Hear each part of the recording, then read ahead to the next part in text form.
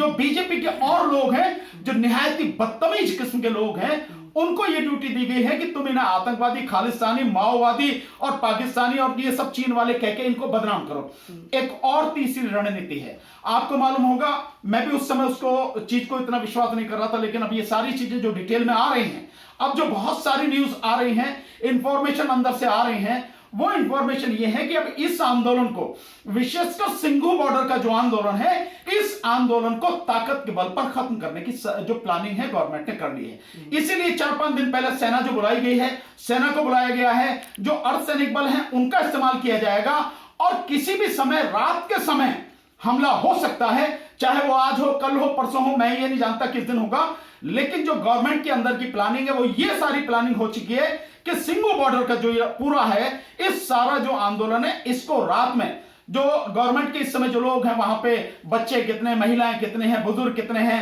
वहां पे जो नौजवान कितने हैं, कितने संगठन है, कौन कौन लीडर हैं, ये सारी जो है, आपने भी देखा होगा कि ड्रोन से जो है लगातार वो हो रही है, उसकी जो सर्विलेंस हो रही है, साथ में सैटेलाइट का भी इस्तेमाल किया जा रहा है और ये पूरी योजना बन चुकी है। किसी भी पल ये हमला करके रात में और सबको उठा के इधर से उधर फेंके, मारे, काटे, क्या करेंगे हमें नहीं पता है, लेकिन ये रणनीति शुरू हो गई है। तो अब 3 नमस्कार, मेरा नाम है अरुण और आप देख रहे हैं टाइम्स एक्सप्रेस। किसानों का आंदोलन पूरे देश भर में अपने उफान पर है और मेरे साथ जो है फिलहाल भानु प्रताप जी है। आपको बता देगी ये जो है रात का समय है और 9:30 जो है बज चुके हैं। अभी जो है यहाँ पर पहुंचे हैं किसानों का आंदोलन से, अभी यहाँ पर आए हैं, इनसे बातचीत करते हैं कि आंदोलन जो किसानों का चल रहा है उसको कैसे देख रहे हैं। सर कैसे देख रहे हैं आप? डेली जा रहे हैं, किसानों के बीच पहुंच रहे हैं, समय बिता रहे हैं उनके बीच में, बातचीत रख रहे हैं अपनी, अभी आप वहां से आए हैं, कैसे आप देख रहे हैं किसानों का आंदोलन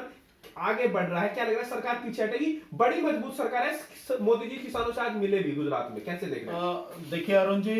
हमारी जिम्मेदारी है, हाँ। क्योंकि जब देश का अन्नदाता सड़क पर है और वो केवल अपनी नहीं, हम सबकी लड़ाई लड़ रहा है, पूरे देश की लड़ाई, पूरे देश को बचाने की लड़ाई लड़ रहा है, तो हम सबकी जिम्मेदारी है,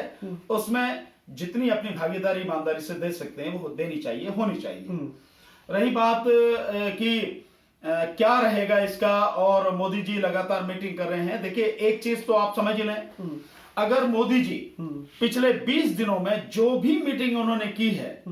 उसमें सिवाय इस किसान आंदोलन के, और उसमें भी वही तोते की तरह रट है उनकी,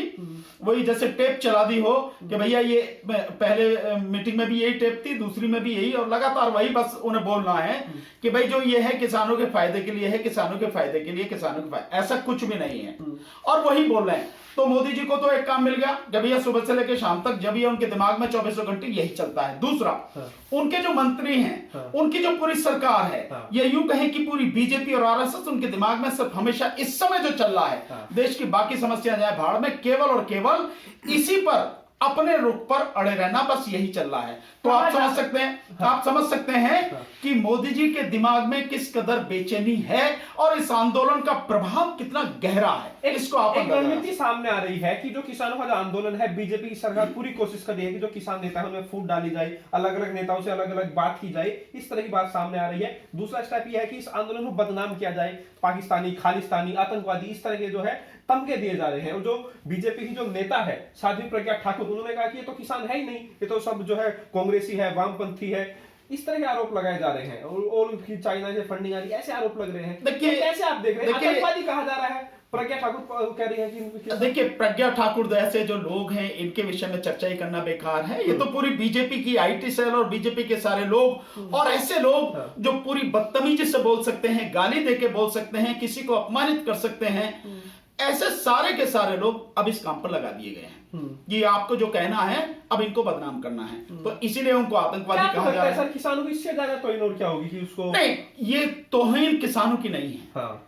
अन्नदाता की कोई तौहीन नहीं है, ये तौहीन है खुद प्रधानमंत्री नरेंद्र मोदी जी की, उनकी पूरी टीम की, बीजेपी और आरएसएस की। ये उस आरएसएस की बेइज्जती है जो आरएसएस अपने आप को देशभक्त बोलती है और जो देश के विकास की बात करती है और सबके लिए न्याय की बात करती है, और ये वही आरएसएस है जो सबको हिंदू कहती है। आपको मालूम होगा 130 करोड़ देश में हिंदू है, ऐसा कहा। तो जो किसान है ये हिंदू नहीं है क्या? मैं वही बात पे आ रहा हूं, मैं उसी बात पर आ रहा हूं कि एक तरफ आरएसएस कहती है कि 130 करोड़ देश में हिंदू हैं, ये जितने भी किसान हैं ये कौन है? ये हरियाणा के किसान, ये पंजाब के किसान, ये मध्य प्रदेश के किसान, ये उत्तर प्रदेश के किसान, ये कर्नाटक के किसान, ये महाराष्ट्र के किसान, ये गुजरात के किसान, ये बिहार के किसान, ये पश्चिम बंगाल के, और ये तमिलनाडु के किसान, ये तेलंगाना के किसान, ये झारखंड के किसान, ये कौन है? ये हिंदू नहीं है क्या? या आपने मान रखा है कि पंजाब के हैं तो ये सिख ही हैं और इनको सबक सिखा के रहेंगे? ये सारी चीजें हैं, बाकी की किसी को आप नहीं मान रहे। ये सभी लोग हिंदू ही तो हैं तुम्हारे हिसाब से, मेरी बात छोड़िए आप, पर मैं तुम्हारे हिसाब से कह रहा हूं कि आरएसएस के जो प्रमुख कहते हैं कि इतने हिंदू हैं, तो तुम्हारे हिसाब से हिंदू हैं, तो फिर हिंदू होकर तुम हिंदुओं पर अत्याचार कर रहे हो। यही है आपका हिंदुइज्म,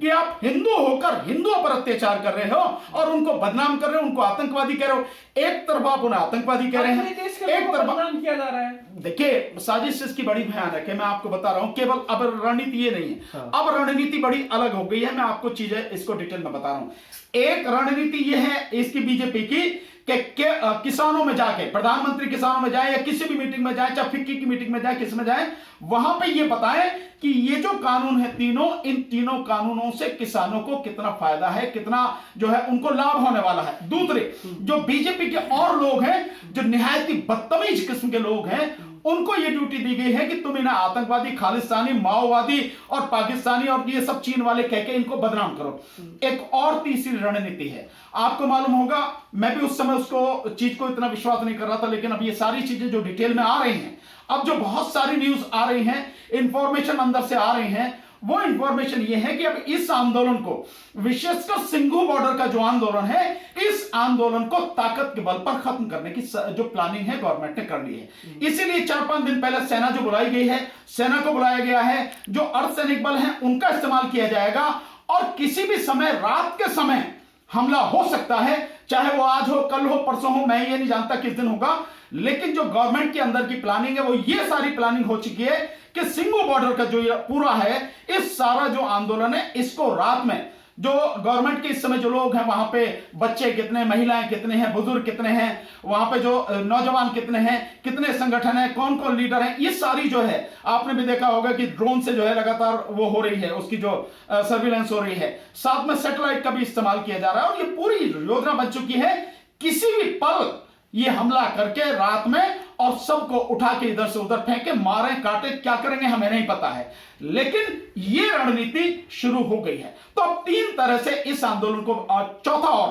चौथा और मैं आपको बता रहा हूं, चौथा ये है कि कुछ इन्होंने अपने ही तरफ से खड़े कर दिए हैं लोग, जिनको कोई किसान संगठन का नेता बताया जाता है कि ये उस किसान संगठन के, उनके टीवी में बिठाया जाता है, कृषि मंत्री से मिलते हैं, जबकि उनका कोई लेना देना नहीं है, कोई संगठन नहीं है, कुछ नहीं है, वो बीजेपी समर्थक वही लोग हैं। वो जैसे हर समय बात करते हैं, इनका यही होता है कि भाई इन संगठनों को तोड़ो, लेकिन जितने जत्थीबंदी, जितने इसमें जो संगठन हैं, किसानों के 550 के लगभग जो संगठन है, जो पहले दिन थे, आज भी वो सारे के सारे एकजुट हैं, एक मत हैं, पूरी तरह से एक मुट्ठी की तरह बंधे हुए हैं, उनमें से कोई भी इधर से उधर नहीं है। और ये सरकार जो ये कोशिश कर रही है कि ये टूट जाएगी, सरकार तोड़ नहीं पाएगी किसी हालत में भी। सरकार जो किसान है उनके बीच में दरार डालने में कभी सफल नहीं हो सकती है, लेकिन सरकार ये लगातार कोशिश कर रही है। तो 4 चीजें होगी, प्रधानमंत्री वहां मीटिंग कर रहे हैं, मंत्री जो है वो और मीटिंग कर रहे हैं, कृषि मंत्री इस तरह की मीटिंग कर रहे हैं कि ये संगठन आके कह रहे हैं भाई हमारा ये जो बिल है,